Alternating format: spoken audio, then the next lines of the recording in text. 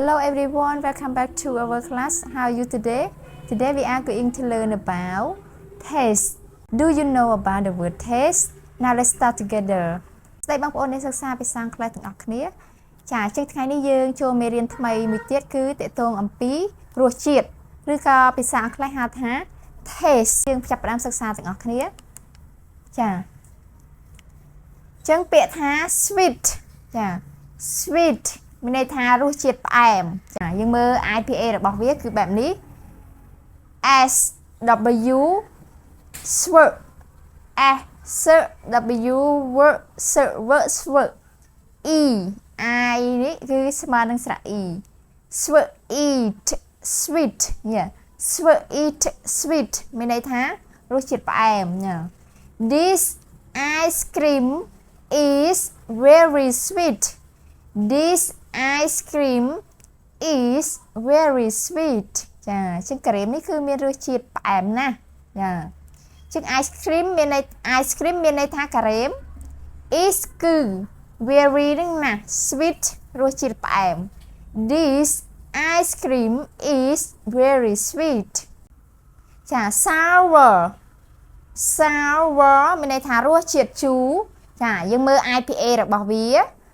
S សំឡេងរបស់វាគឺឬក៏ S A និង U ធំនេះអាវចា S អាវ W កន្លែងនេះបណ្ដោយកន្លែងនេះ E នឹងនេះ E និង R តូចនេះគឺ sour sour បើយើងអានលឿន sour sour ចារសជាតិជូរចា The yogurt taste sour ចាអញ្ចឹងយ៉ាអ៊ួហ្នឹងគឺមានរសជាតិជូរចាអញ្ចឹង yogurt នេះមានន័យថាយ៉ាអ៊ួ yogurt taste នេះរសជាតិ taste រសជាតិ sour មានន័យថាឬក៏ sour ហ្នឹងរសជាតិជូរចា The yogurt taste sour ចាអញ្ចឹងយ៉ាអ៊ួមានរសជាតិជូរចាយើងមើលនេះsalty មានន័យថារសជាតិប្រៃចាអញ្ចឹង salty អញ្ចឹងយើងមើលនេះ s o l sol t e salty ចារសជាតិប្រៃអូខេចា salty ចារសជាតិប្រៃ This soup is salty This soup is salty ចាស៊ុបនេះគឺមានរសជាតិប្រៃចាអញ្ចឹងស៊ុបនេះមានន័យថាស៊ុបចា is នេះគឺ salty ប្រៃ This soup is salty ចាចាអញ្ចឹងមើលតទៀតគឺពាក្យថា spicyស្ពឹ I s e នេះកន្លែងយើងមើលទៅនេះ IPA SP ស្ពឹកន្លែងនេះ I ស្ពឹ I s e spicy មានន័យថារសជាតិហឹរចាណាគេខ្លះជឿចិត្តហឹរអញ្ចឹងហឹរនឹងមានន័យថា spicy ហ្នឹងហើយចា She likes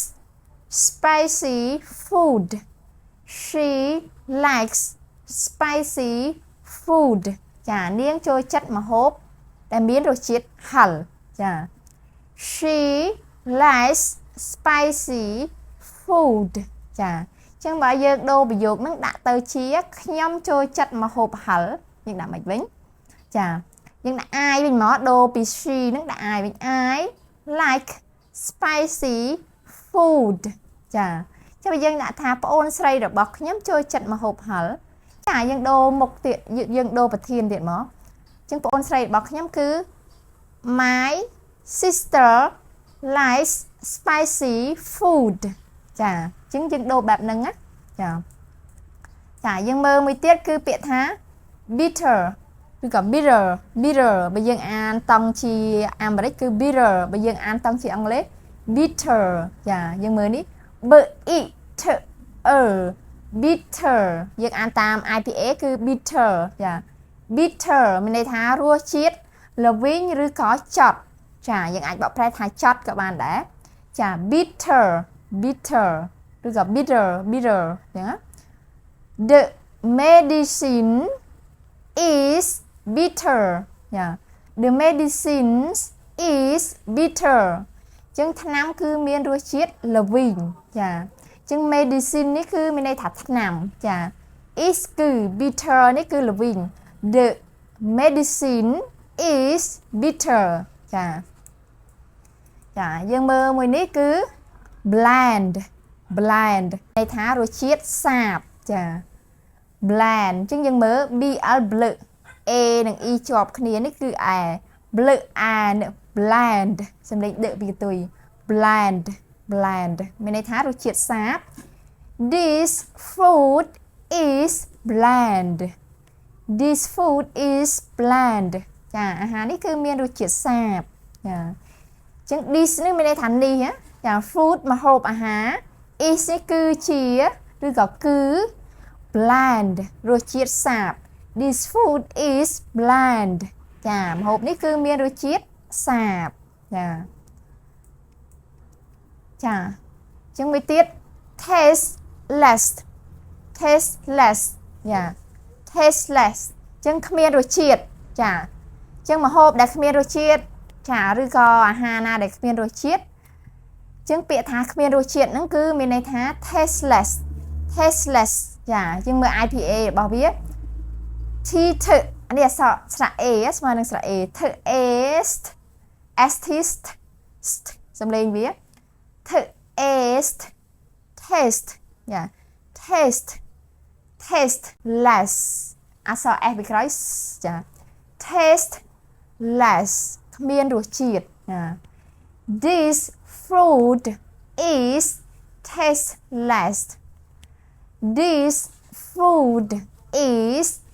tasteless this food is tasteless ចាចឹងអាហារនេះគឺគ្មានរសជាតិទេចា